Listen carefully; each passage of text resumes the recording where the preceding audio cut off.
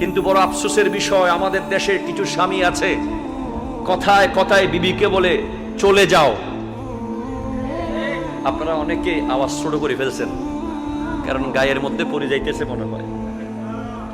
কথায় কথায় কি বলে, তোমার বাপের বাড়ি চলে যাও, এখন বের হয়ে যাও, এরকম বলে কি বলে না? কথা বলেন না, এই মুহূর্তে বের হয়ে যাও আমার বাড়ি থেকে, যাও যেদিকে মন চায় চলে যাও, বেশি কথা বলো, যাও এখান থেকে, বের হয়ে যাও।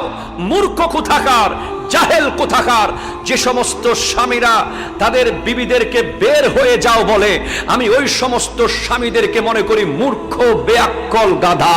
ঠিক কিনা? কথা জোরে বলেন। কারণ একজন আকদে নিকাহের মাধ্যমে, কালিমা পড়ার মাধ্যমে যদি বিবি ঘরে আসে, তাকে স্বামী চাইলে বের হয়ে যাও বলতে পারে না, কারণ সেই মেয়ে তো